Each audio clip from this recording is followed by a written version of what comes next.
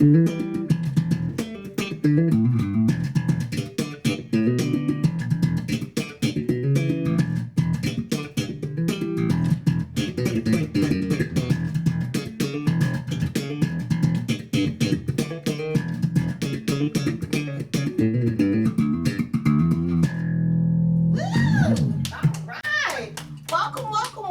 Gab and Jam, episode 288. And what are we talking about on episode 288? It's something that we've learned over the years, and you guys probably may agree with this, but you must have thick, and I emphasize thick skin, to be a DIY rock star. Yeah, to do music, period. Yeah. If you're going to put it out there and let people hear it, you got to have thick skin. Right. If you're looking for a record deal, whatever it might be, you gotta have thick skin. Yeah. And so, of course, the thing is, everybody wants to be famous. They want to go viral. They want to be known. They want to have attention and money and whatever else. But what happens?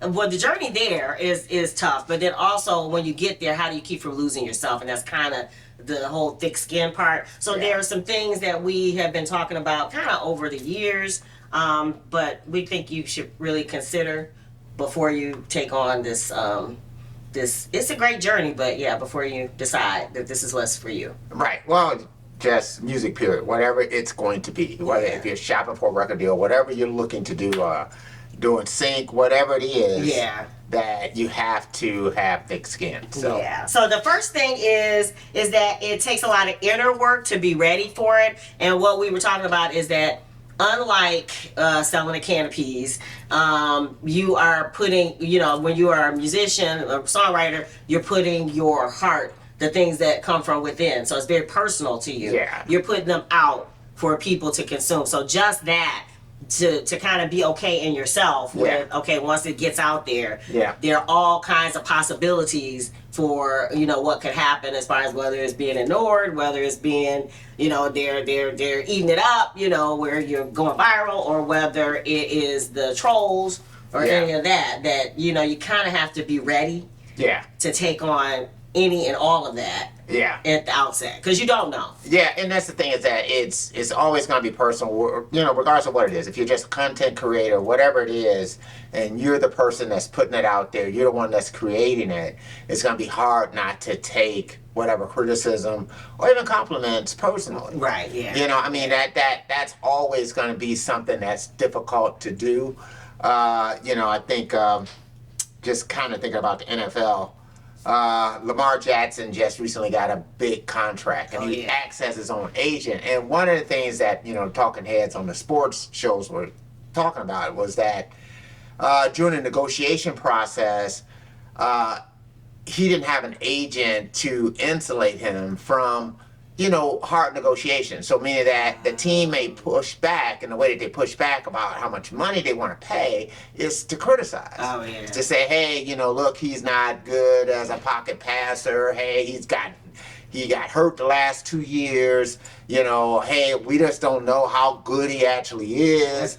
So just things where the team may, in the negotiation process, to say, hey, we should get a lower deal, is to come up with that type of criticism. And so normally, if you have an agent, you wouldn't have to hear that. Yeah. The agent can come back and say, hey, yeah, everything's going good, and kind of insulate you from that part of it. Wow. But, you being a person that's negotiating, you may get that. And that's kind of like what happens in this sphere. It's sort of like, when you're putting things out there, you're going to see the good comments, you're going to see the bad comments, you're going to see the likes, you're going to see dislikes. Or the zero, whatever. Right. Feeling like you're ignored. And that... And that can almost be worse. Apathy can almost be worse than, negative engagement. Right, yeah. So that's the first thing. So you need to be ready to handle every level of success. So that's the first thing. The second thing is you have to own your own fuck-ups as well as applaud your wins. So you have to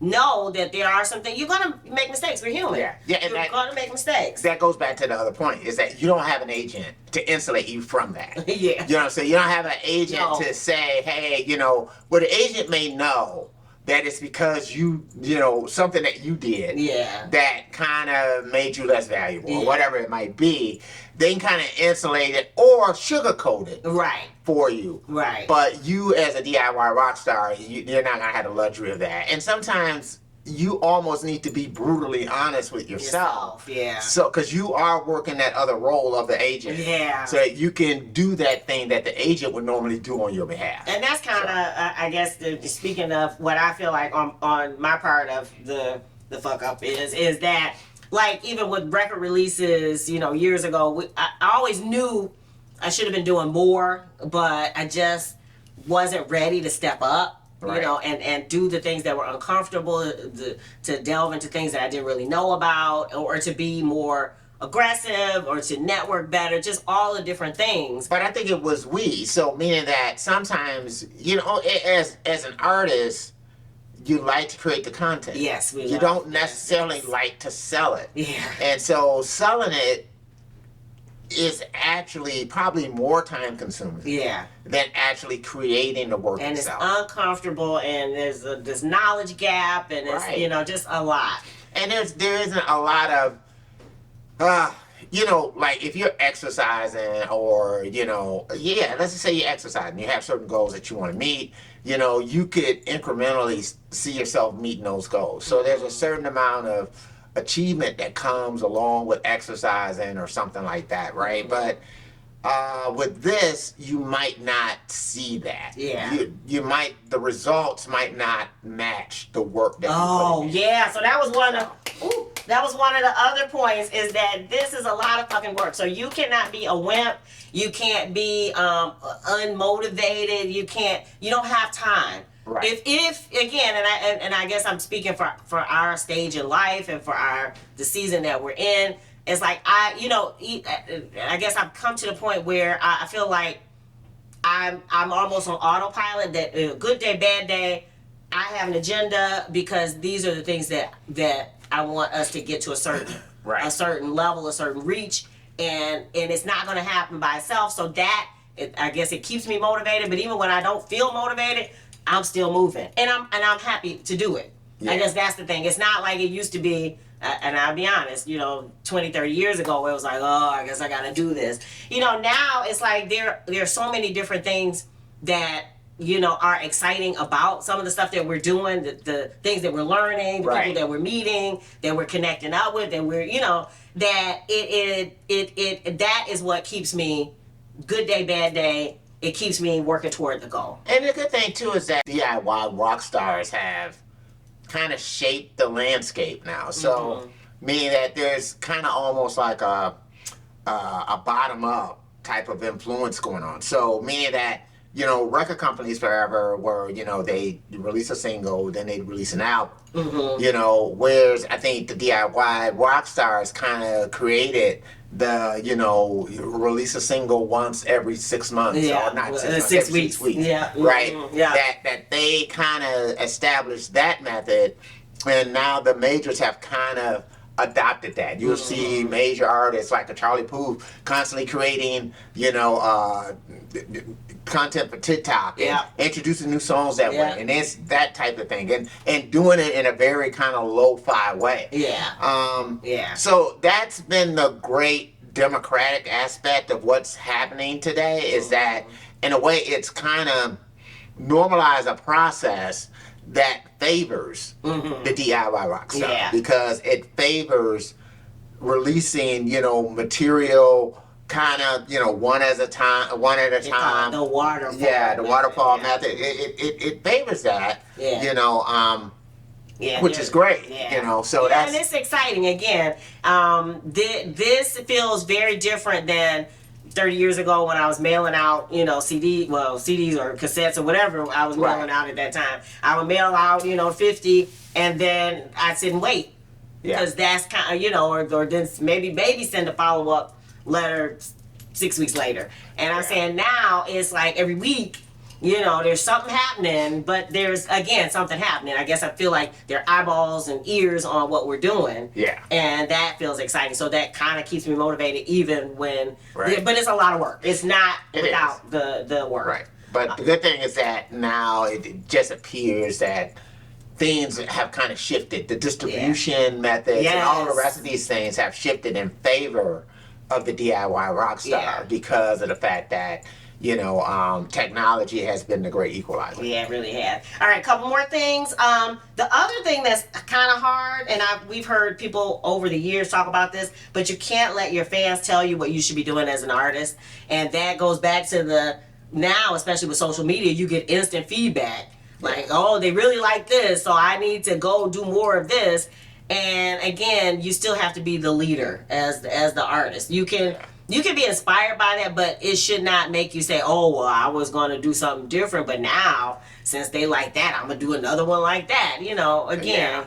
Well, and again, I think that's all going to depend on you, on what you're in it for. Yeah. So I mean, if really you're in it to do your art and to grow as an artist, is that you have to understand sometimes fans might not anticipate your growth, and they might not agree with your growth. They might not agree with, you know, where you decide to go next. You know, you might lose fans along the way, because you're doing something that, oh wow, you know, I expected you to do the thing that you did last album so on your next album, young, right? You just run your fans off, right? Right. That you know, and I'm saying that sometimes, you know, you